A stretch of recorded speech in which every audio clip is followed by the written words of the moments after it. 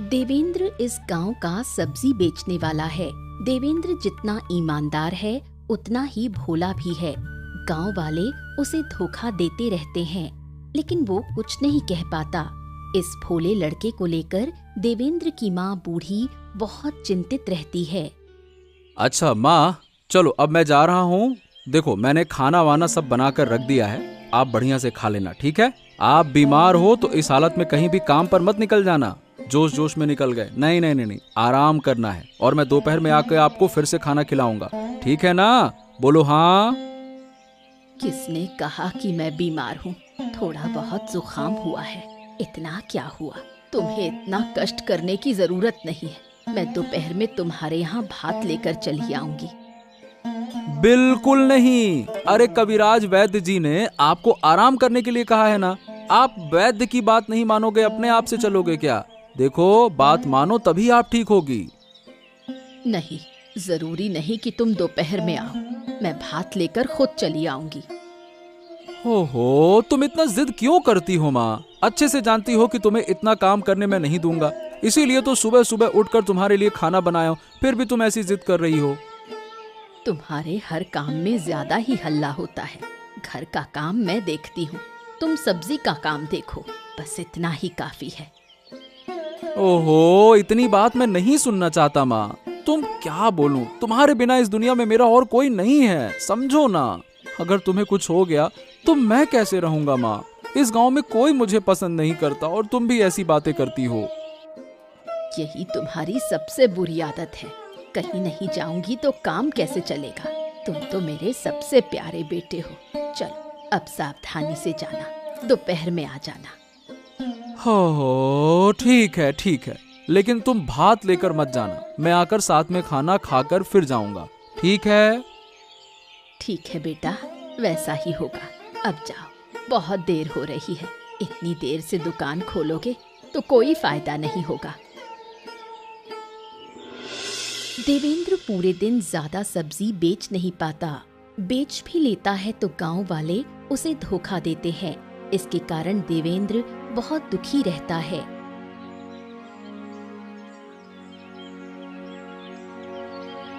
बेटा क्या हुआ? मन उदास क्यों है? तबीयत ठीक नहीं लग रही। नहीं माँ, मेरा मन बहुत उदास है। मुझे सही बताऊं, ये व्यापार मुझे नहीं आता। तुम क्यों नहीं समझती हो? मैं व्यर्थ ही व्यापार में लगा रहता हूँ। नुकसान ही तो होता है और कुछ फायदा वायदा नहीं होता है। ऐसा मत कहो, नुकसान होते होते एक दिन देखोगे मुनाफा होगा, तब हमारे घर में कोई दुख दर्द नहीं रहेगा। अरे कब आएगा वो दिन? कई सालों से व्यापार कर रहा हूँ, अभी तक मुनाफा नहीं देख पाया।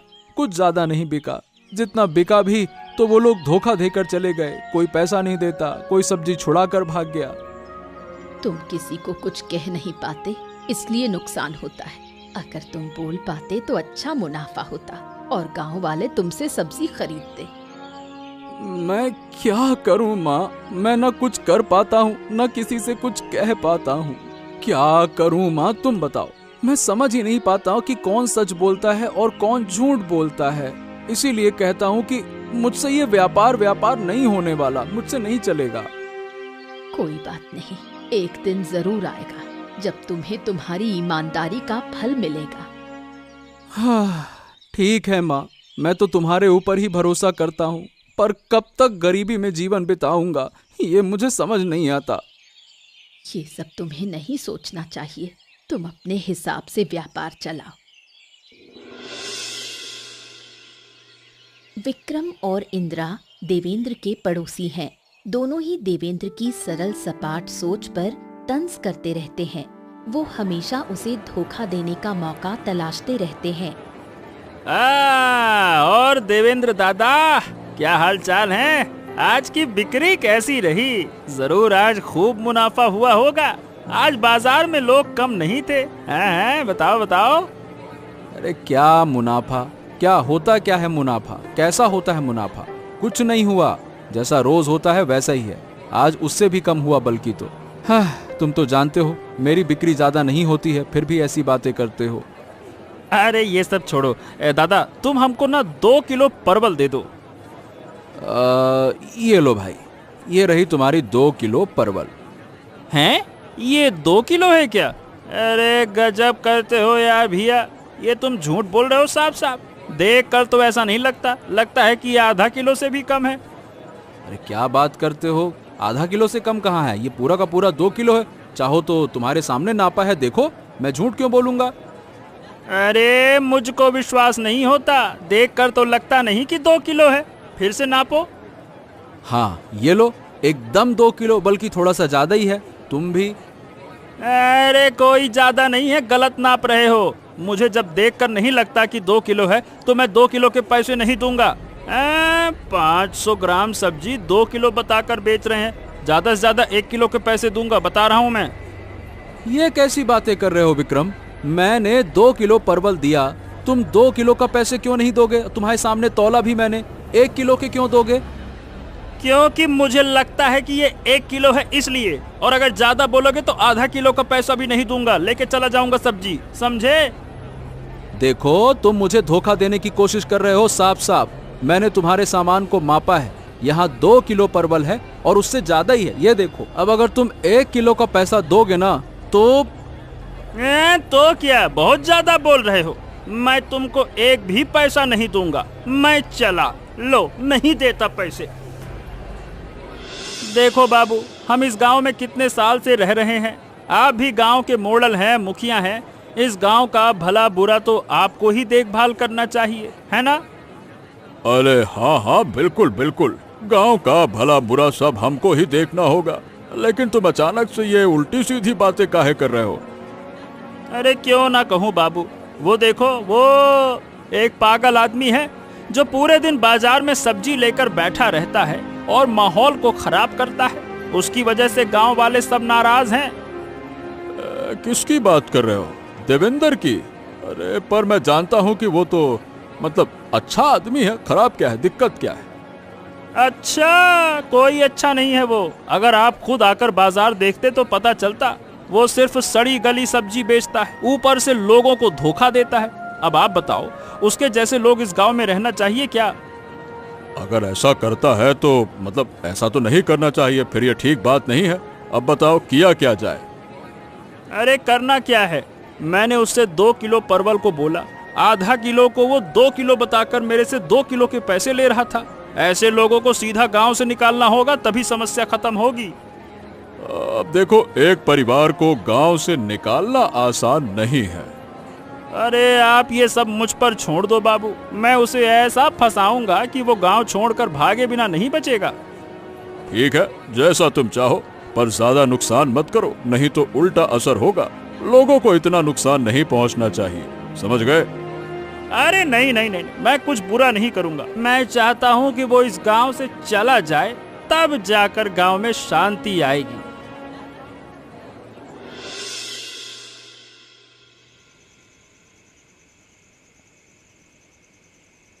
बोल बेटा, और कितना रोएगा? मैंने तुम्हें इतना समझाया, फिर भी तुम क्यों नहीं समझते? क्या करूं माँ, मैं क्या करूं? मैं इतना भोला क्यों हूँ माँ? मैं क्यों हूँ ऐसा? तुमने मुझे बचपन से चालाक क्यों नहीं बनाया?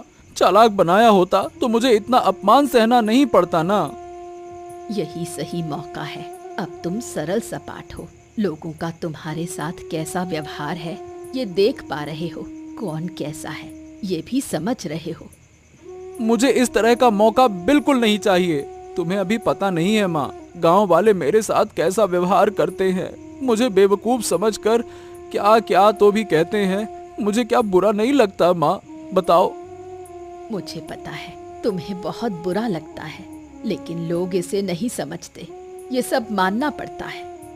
बहुत सह रहा हूँ माँ, अब और सहन नहीं कर सकता। मैं सही बताऊं, मैं ये काम करना बंद करना चाहता हूँ। जिन्हें मैं अपना समझता हूँ वो भी आकर मुझे धोखा देते हैं, अपमान करते हैं। मुझसे नहीं सहा जा रहा, मुझे बहुत दुख होता है। चल बेटा, कुछ दिन और ये काम कर ले, मैं तुम्हारे लिए दूसरा काम ढूंढती हूँ। तब तुम्हें इतने लोगों के बीच नहीं रहना पड़ेगा, कोई तुम्हें धोखा नहीं देगा। नहीं माँ, नहीं नहीं नहीं नहीं, मैं अब एक भी दिन ये काम नहीं करूँगा। तुम मेरे लिए दूसरा काम देखो। मैं किसी भी काम को कर सकता हूँ, चाहे वो कितना भी कठिन क्यों ना हो, लेकिन मैं ये काम नहीं कर पाऊंगा, नहीं कर पाऊंगा। ठीक है, वैसा ही होगा। अब रोना बंद कर, इतना बड़ा हो गया है, फिर भी इस तरह रोता रहेगा तो लोग क्या कहेंगे? ठीक है, मैं रोना बंद करता हूँ, तुम मेरे लिए नया काम ढूंढो बस। रात में विक्रम और इंदिरा योजना बनाते हैं और विशैला कीड़ा लेकर देवेंद्र के सब्जी के बगीचे में आते हैं ताकि देवेंद्र को नुकसान पहुंचाया जा सके। कह रही हूँ, ये कीड़े मेरे हाथ से लो, मेरे शरीर में इनसे परेशानी हो रही है। मुझे इन कीड़ों को पकड़ना बिल्कुल भी अच्छा नहीं लग रहा। मैं कब से तुम्हें कह रही हूँ, तुम मेरी कोई बात सुनते ही नहीं। अरे थोड़ा समय कीड़े तुम्हारे हाथ पर रहने से क्या होगा? पागल वागल हो क्या? क्या तुम्हारा शरीर खराब हो जाएगा क्या?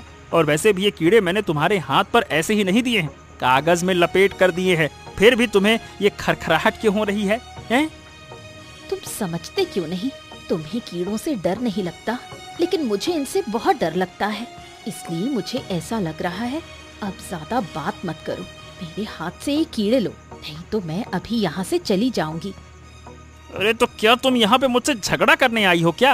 अरे घर पर झगड़ा करोगी तो क्या हो जाएगा? अब यहाँ इस सब्जी के बगीचे में भी मुझसे झगड़ा करोगी। चुपचाप काम पूरा करो और यहाँ से चलो, नहीं तो। ये कीड़े भारी हैं क्या कि मेरे हाथ से नहीं लिए तो तुम्हारा काम पूरा नहीं हो पाएगा? मेरे हाथ से ये कीड़े ले लो, नहीं तो मैं अभी चिल्ला दूंगी। ठीक है ठीक है ठीक है ठीक है, लाओ मेरे हाथ में दे दो। अगर मैं तुम्हारे साथ और कोई काम करता हूँ तो देख लेना तुम। मुझे भी तुम्हारे इस बुरे काम में तुम्हारी मदद करने की इच्छा नहीं। जो करना है करो, अगली बार मुझे इन सब चीजों में मत फंसाना। यहाँ आने से बेहतर था घर में सोती रहती, वही मेरे लिए अच्छा था। अरे अब क्या चुप रहोगी महारानी? चुप हो जाओ, चुप हो जाओ। हम काम पूरा करेंगे या ऐसे ही झगड़ते रहेंगे? पटर पटर पटर पटर।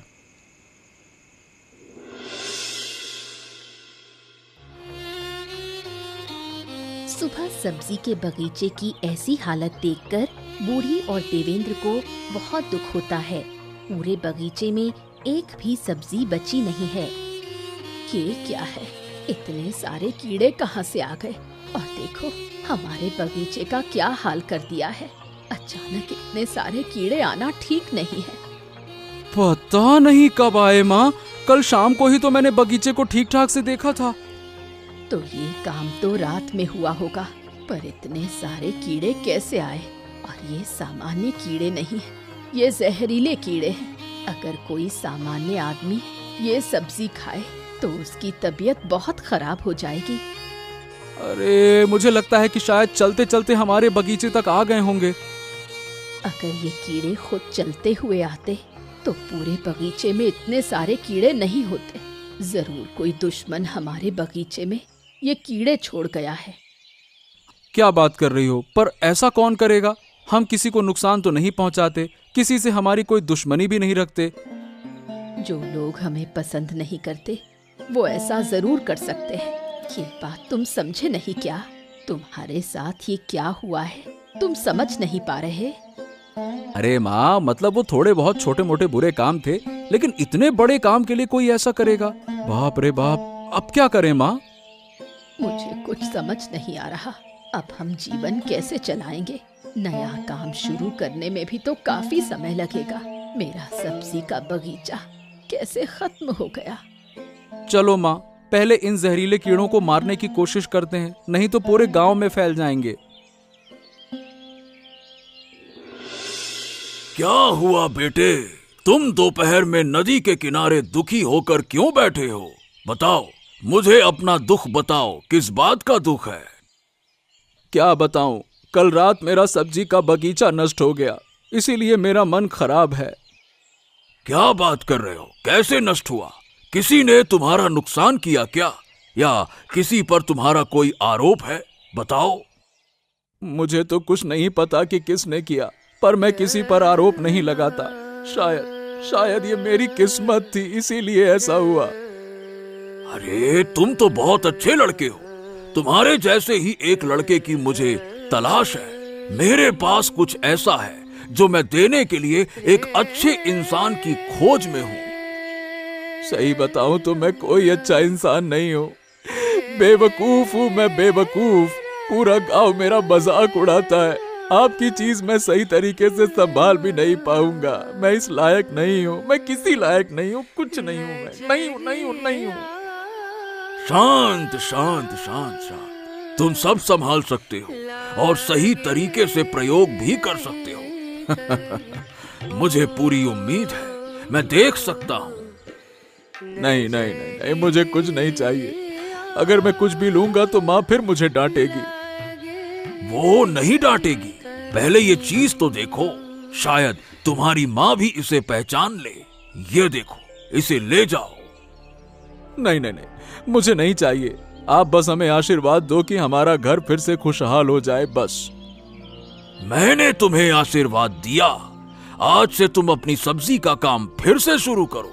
जब तुम घर लौटोगे तो देखोगे कि तुम्हारा बगीचा पहले जैसा हो गया है। तथास्तु। पर कैसे हो गया? मैं तुम्हें एक जादुई पत्ती दूंगा जिससे तुम्हारा सब्जी का बगीचा छूते ही पहले जैसा हो जाएगा। क्या आप सच कह रहे हैं? बिल्कुल सच। लेकिन हाँ, एक बात, इस पत्ती का कभी भी बुरे काम में इस्तेमाल मत करना। ओम नमः शिवाय, नमः शिवाय। साधु द्वारा दी गई चमकीली पत्ती देखकर देवेंद्र का मन खुश हो जाता है। उसे फिर से सब कुछ शुरू करने का आत्मविश्वास मिलता है। पत्ती की मदद से सब्जी का बगीचा ठीक होने के बाद बूढ़ी ने फैसला किया कि वो अपने साथ हुए अन्याय का बदला लेगी। पत्ती की मदद से पता करेंगे कि किसने उनके साथ बुरा किया। मैं जानती थी ये पत्ती एक दिन हमारे घर वापस आएगी। हैं? तुम कैसे जानती थी माँ? क्या तुमने पहले कभी ये पत्ती देखी है क्या? वो बातें बाद में, पहले हमें बदला लेना है। जब ये पत्ती हमारे बगीचे को ठीक कर सकती है तो ये पता भी लगा सकती है कि हमारे साथ कौन बुरा कर रहा है। लेकिन कैसे माँ? आज रात हम गांव के हर घर के सामने जाएंगे और इस पत्ती को पकड़ेंगे। जिसके घर के सामने ये पत्ती चमकने लगेगी वही दोषी होगा। अरे वाह, ये तो बहुत अच्छी बात है माँ, इससे काम होगा। अब मुझे तो बहुत अच्छा लग रहा है, बहुत अच्छा लग रहा है। कुछ नया देखने को मिलेगा आज। हाँ चलो अब काम शुरू करते हैं। पूरा गांव सो रहा है, यही सही समय है सबके घर जाकर ये पत्ती पकड़ने का। हाँ, मैं भी देखना चाहता हूँ कि हमारे नुकसान के लिए कौन उठ खड़ा हुआ है, कौन ऐसा घृणित काम कर रहा है। अगर एक बार पकड़ लिया तो पूरा गांव बुलाकर उनका न्याय कराएंगे। सोच तो, अगर ये पत्ती हमारे पास नहीं होती तो हमारा परिवार कैसा होता। बहुत बुरा होता, बहुत बुरा। देखो जान, हमने बिल्कुल सही काम किया। उनका सब्जी का बगीचा पूरी तरह से खत्म हो गया। पिछले 2 दिन से देवेंद्र सब्जी बेचने निकल ही नहीं पा रहा। अरे निकलेगा कहाँ से, ससुरे का बगीचा ही खराब है। अच्छा आदमी, बड़ा आया अच्छा आदमी हमारे साथ तो ऊंची आवाज में बात करता है। हम उसे कभी कामयाब नहीं होने देंगे। पानी में बह गए मतलब? अरे हमारा इस गांव में प्रभु तो देवेंद्र से ज्यादा है। कितने लोग देवेंद्र को जानते हैं बताओ भला? और जान भी लें तो बस सब्जी वाले के तौर पे ही जानते हैं ना। हमें सब्जी बेचने की जरूरत नहीं है, हम उससे काफी ऊपर वाले लोग हैं। सही कहा, हमारा रिश्ता मोरल साहब से है, जहाँ देवेंद्र बात भी नहीं कर सकता। छोड़ रही हो? कितनी उछल कूद देखी मैंने। मोड़ल साहब मेरी बातों को पूरी तरह से मानते हैं और ये काम करने की इजाजत दी है। अब जब मन होगा देवेंद्र को इस गांव से बाहर निकाल दूंगा, और क्या। रुको रुको, अभी तो बस शुरुआत है। अभी अगर निकाल दिया तो मजा कहाँ से आएगा। उनका सब्जी का बगीचा खराब हो गया। अभी तो दुख के दिन शुरू हुए हैं। पहले दुख देखेंगे फिर बाहर निकालेंगे। ये तुमने कही पते की बात। ठीक है, तो कुछ दिन और देखते हैं और फिर उसे फंसाकर गांव से बाहर कर देंगे। गांव वाले समझ भी नहीं पाएंगे कि हमने क्या किया। ठीक है, ऐसा होगा। अब देखो आगे क्या होता है। जरूर देवेंद्र अब गांव-गांव घूमकर भीख मांगेगा।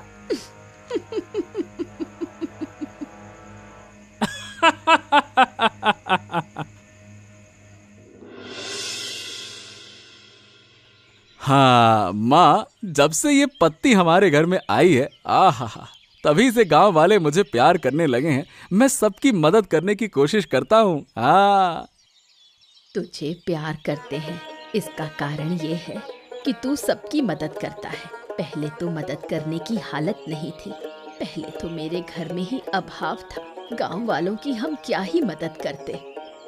हाँ, सही कहा माँ। अब गांव वाले मुझे धोखा नहीं देते। सब मेरी इज्जत करते हैं, प्यार करते हैं और प्यार से बहुत कुछ देते हैं। कुछ पैसे भी देते हैं। देखा, मैंने कहा था ना, हमारे अच्छे दिन जरूर आएंगे। हमेशा दुख के दिन नहीं रहते। ऊपर वाला हमारी परीक्षा ले रहा था और हम परीक्षा में पास हो गए। वो साधु बाबा ने हमारी बहुत मदद की है। अगर उन्हें फिर से देख पाऊं तो मैं उन्हें धन्यवाद दूंगा इतनी मदद के लिए। शायद किसी दिन तेरे अच्छे कर्मों के कारण उनका दर्शन हो जाएगा। अब हमारा एकमात्र उद्देश्य है कि गांव वालों को अपने पक्ष में लाना। लेकिन माँ, क्यों? नहीं तो जिसने हमारे साथ अन्याय किया है उनसे हम बदला नहीं ले सकेंगे। गांव वाले हमारे पक्ष में होंगे तभी बदला लेना संभव होगा। क्या बदला लेना जरूरी है? जरूरी है, केवल हमारे लिए नहीं। अगर आज हम उन्हें छोड़ देंगे तो कल शायद वो औरों को भी नुकसान पहुंचाएंगे। आज बदला लेंगे तो वो दूसरों को नुकसान पहुंचाने से पहले सोचेंगे। हाँ, ये बात तुमने सही कही माँ। तो मतलब बदला लेना जरूरी है। ठीक है, मैं सब व्यवस्था करता हूँ कैसे क्या करना है। सब कुछ धीरे धीरे करना है, जल्दबाजी ठीक नहीं। हमें धीरे धीरे आगे बढ़ना होगा, नहीं तो कोई हमारी बात नहीं मानेगा। ठीक है माँ, जो तुम कहोगी मैं वही करूंगा। तुम देखो अब।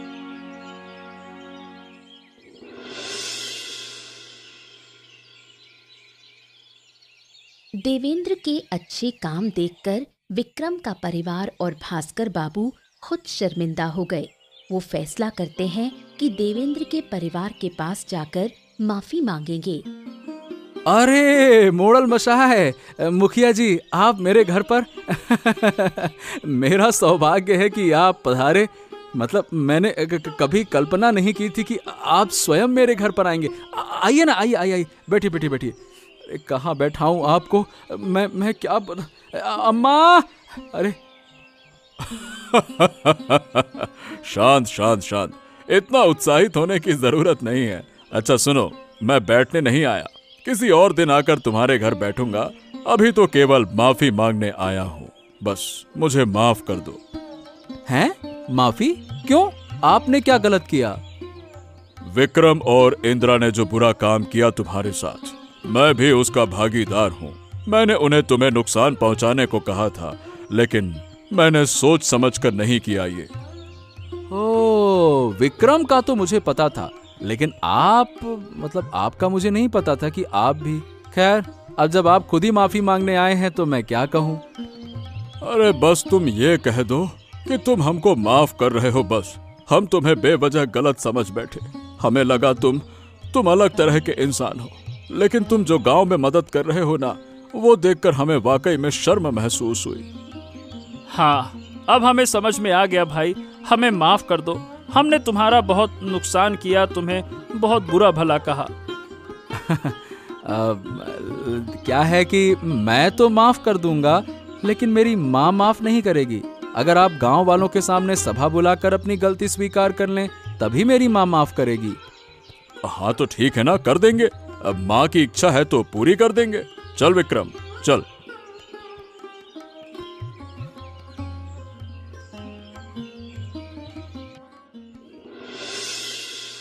हाँ, बताइए बाबू, आप क्या कहने के लिए बुलाया है सबको? हाँ, तो गांव वालों, मैं आप सबसे कहना चाहता हूँ कि मतलब मैं और विक्रम के परिवार ने मिलकर देवेंद्र के परिवार को बहुत नुकसान पहुंचाने की कोशिश की और बहुत नुकसान किया भी। आप सभी के सामने मैं आप सबसे और देवेंद्र से माफी मांगना चाहता हूँ। हाँ, मैं भी माफी मांगना चाहता हूँ। मैंने देवेंद्र को गलत समझा, सही समझ नहीं पाया, पर अब मैं समझ गया हूँ। देवेंद्र बहुत अच्छे इंसान हैं और इस गांव में देवेंद्र जैसा कोई दूसरा नहीं। देवेंद्र, मुझे आशा है कि गांव वाले हमें माफ कर देंगे। अब तुम अपनी माँ से पूछो, क्या वो हमें माफ करेंगी? मैं क्या कहूँ, मैं पहले तो सोचती थी कि बदला लूंगी, लेकिन आप लोग खुद पछता रहे हो। मुझे कुछ कहने की जरूरत नहीं, पछतावा सबसे बड़ी सजा है। हाँ, तो अब हम मुक्त हैं। इतने दिन से सोचते थे कि आप हमें माफ करेंगे या नहीं करेंगे। हमने बड़ा घृणित काम किया ना, इसीलिए अब हल्का हल्का लग रहा है। अब हम चाहें तो पहले ही बदला ले सकते थे। हमें पता चला कि विक्रम और उसकी पत्नी मिलकर जहर वाले कीड़े लेकर हमारे बगीचे को नष्ट करने आए थे, लेकिन हमने कहा छोड़ो, हो गया। हाँ, मैंने भी अनजाने में तुम पर बड़ा अन्याय किया, तुम्हें दुख दिया। अब ठीक है बाबू, ऐसी बातें छोड़िए। अब आइए मिलकर गांव की भलाई करते हैं। मैं एक मामूली सब्जी वाले के रूप में भी गांव की प्रगति कर सकता हूं, तो आप तो गांव के मॉडल मुखिया बनकर बहुत कुछ कर सकते हैं, है ना? ये कही तुमने 100% सही बात। अगर पहले मैं नहीं करूंगा तो गांव आगे नहीं बढ़ेगा। अब मैं ऐसा जरूर करूंगा। मेरा कोई भी गांववासी अभाव में नहीं रहेगा। यही तो हमारा उद्देश्य है। हम आपके आभारी हैं।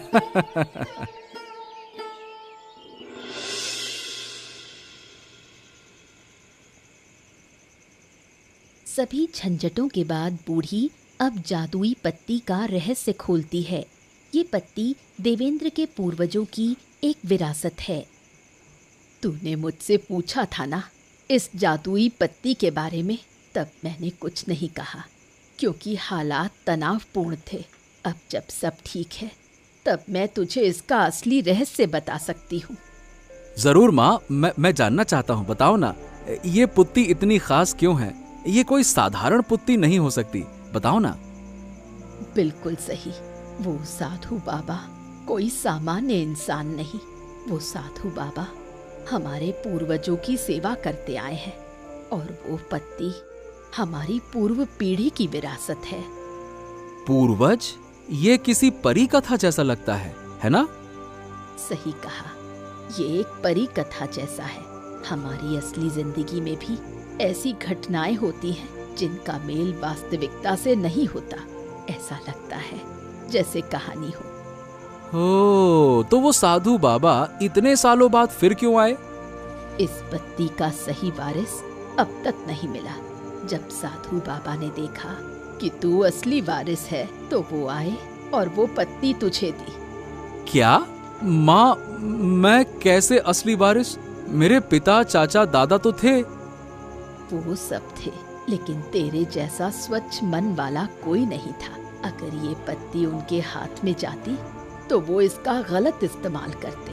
साधु बाबा जानते थे कि तू कोई गलत काम कर ही नहीं सकता। सही कहा माँ, मैंने साधु बाबा से वादा किया है कि मैं इसका दुरुपयोग नहीं करूंगा। देखा, इस जादुई पत्ती के कारण तेरे जैसे एक सब्जी वाले का भाग्य कैसे बदल गया। सही कहा माँ, ऊपर वाला कब किसे किस स्थिति में ले जाता है कहना मुश्किल है।